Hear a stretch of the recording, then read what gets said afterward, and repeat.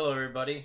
My name is Dhaman Mehta, and thank you for once again joining me on my journey as I go through my favorites list on fanfiction.net. Let's just dive in to these stories, starting with Like Grains of Sand in the Hourglass by Temporal Knight.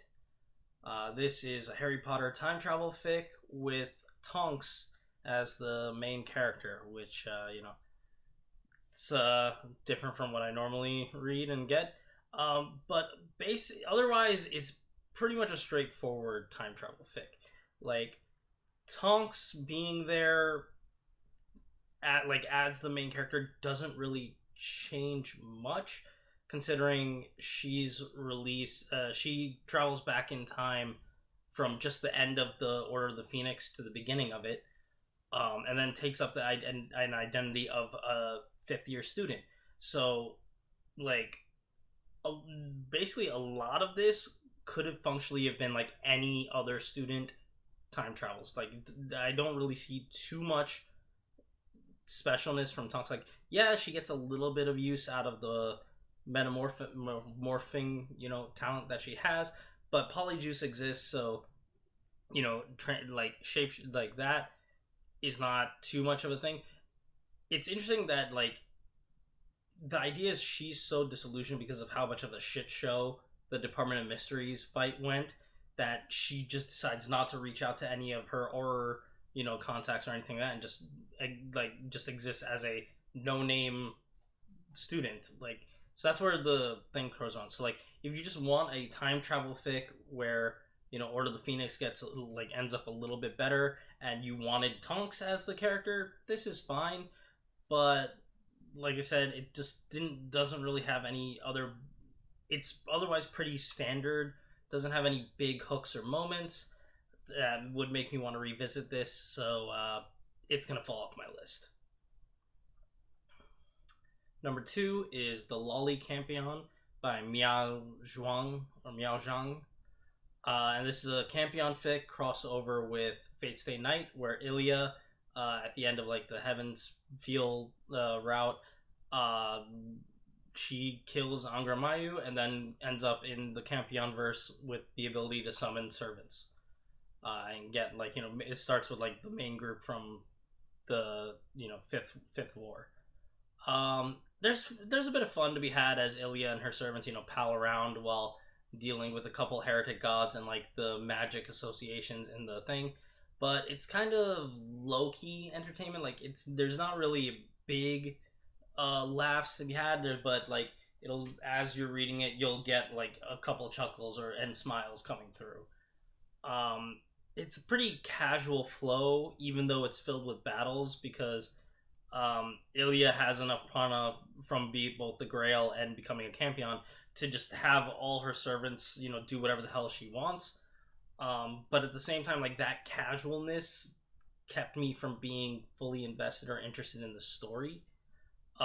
So like I said, the banter is fun and will give you a couple small laughs, but it's also doesn't get any big ones, and it's spaced out enough that it doesn't really build up and stuff. So I don't mind reading it casually, but it's not something that I would want to revisit or look for, so that's why it's going to fall off my list.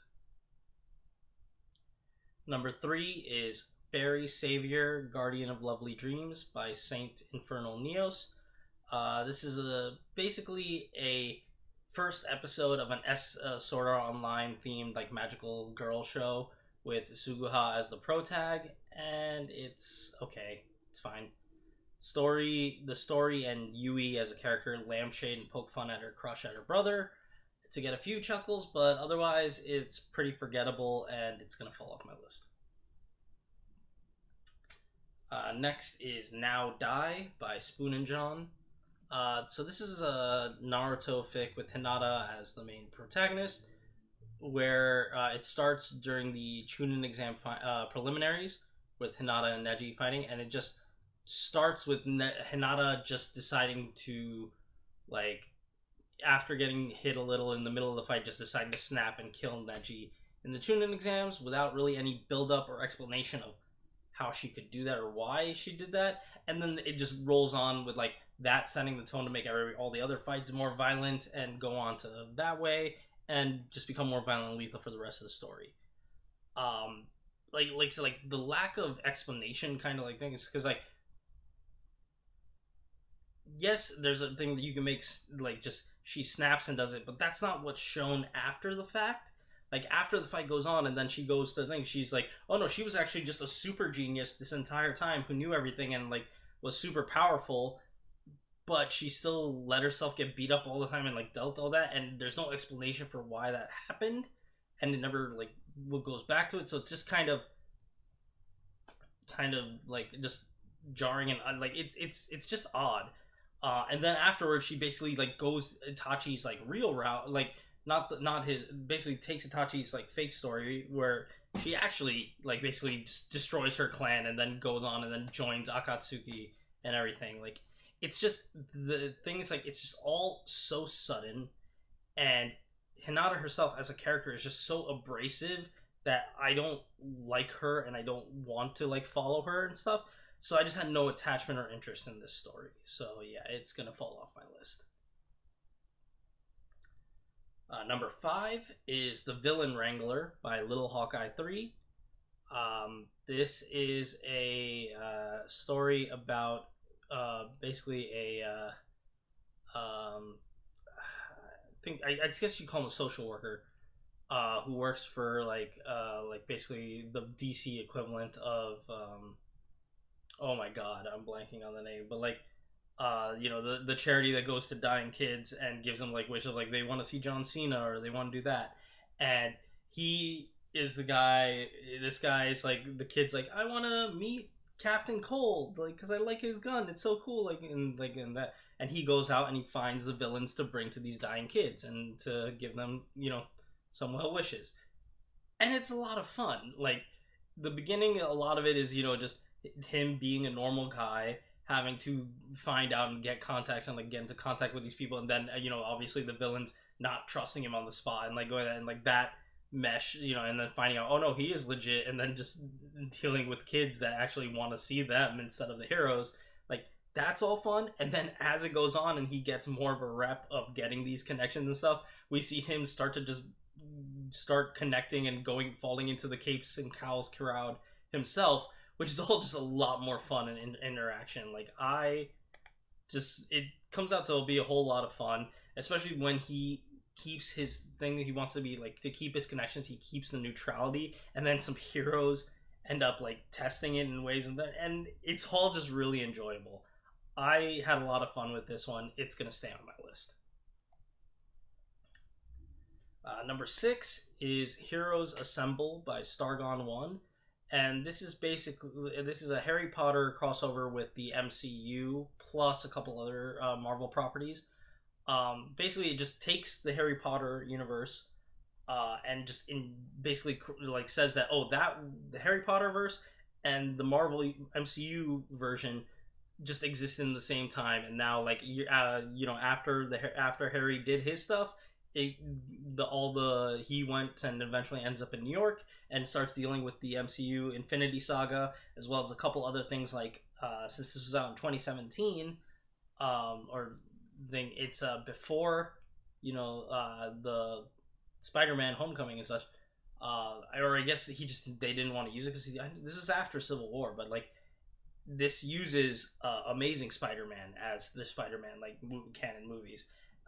And like it uses the Netflix stuff with Daredevil and stuff like that, like, and it just meshes all those things together. And even though Harry is still the main character, it follows all the people it introduces, and like goes through like the Agents of Shield show and stuff. And so there'll be times when Harry's not there, but it'll be following like just the plot of a movie that he's just not a part of, and that's there.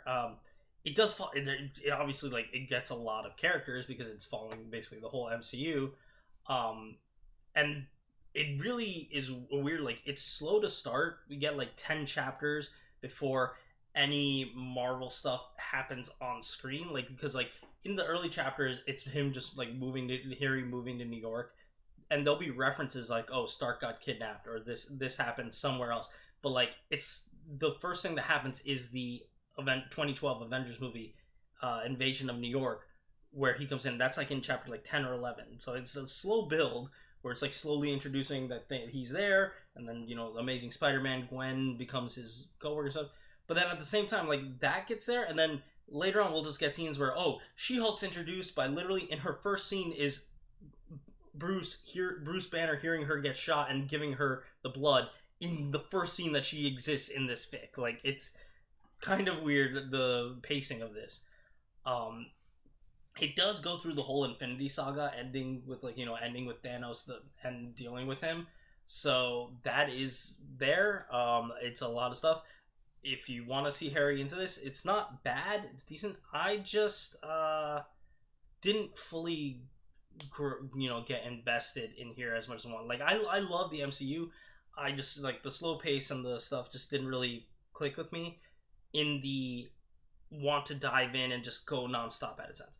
This had been back when I had probably put this on and I was reading this casually, that's great. Like, I think reading this casually is a great thing, or like a slowly thing, and like coming back and like reading a couple chapters every other day or so is thing. But it did not have the gripping force or like interest for me to want to read this like go deep and read it very quickly. So yeah, I wouldn't mind stumbling across this and reading it slowly again, but it's not something I want to look for, search for, want to read in my mind. So it's gonna fall off my list. And the last one for this video is another Harry Potter fic. This one's called Strange Reflections by LeQuinn. And this is a Harry Potter fic that happens after canon, after he deals with Voldemort, and suddenly an alternate universe version of his family gets dumped in his world, and he has to deal with the fallout of them and them living in this world, while also just dealing with his issues through dealing with the war that came from here and other things. And I think it does it really well. Like, the main conflict here is Harry dealing with his PTSD and trying to grow and become more of a whole, I guess, or a more comfortable person after dealing with his trauma. And the whole Potter stuff is the other family is there as an antagonist, which is mainly James and the other, James Potter and the other boy who lived, the other version of him. They're basically and what's interesting is they're a fame focused one, centric version of the family that hadn't fully dealt with the Voldemort problem before they ended up coming to this new world. And so that creates an interesting dynamic where they're scheming and constantly trying to set themselves up to be set themselves up for fame and glamour in this new world, but just getting stymied by Harry's just genuineness and his actions, sometimes unintentionally, just dealing with dealing with their plans. But also some of the things they do that set up hit on his trauma, and so those are the things that really cause Harry setbacks, which he works to get over, which I think is very interesting.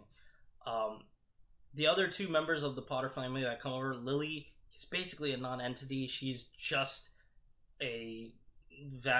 essentially a vapid housewife that does not really do anything or really factor into the story at all. And it also comes with a little sister who the other family basically the other Harry hates, and the parents seem to just ignore, I guess, basically and following the other or wrong boy who lived or stuff tropes of only the boy who lived matters and the other family member is just trash. So that happens. So the other sister, Iris, basically starts forming a relationship honestly with Harry, and that is pretty nicely done and kind of exacerbates the whole other family dynamic in ways. I overall just found this very satisfying. The ending where Harry is actually becomes happy and healthy as a person feels earned and satisfying. The back and forths between the plotters and everything else are kind of enjoyable. It's just seeing how they kind of screw up and are looking at things 90% of the time for the wrong angle, and seeing things that they aren't there because they think that original Harry is like him. I just enjoyed this a lot, so it's gonna stay on my list. So there we have it, another 7 stories done. Fan fiction status time. I've now read 1,209 stories, and 558 of them have managed to stay on my list. So, yeah. As always, I leave links to all the stories in the description, as well as links to the place where I write this, write these out in written form, have the playlist for all the videos, so feel free to check them out if you're interested, and thank you all for watching, and I will see you in the next video. Take care.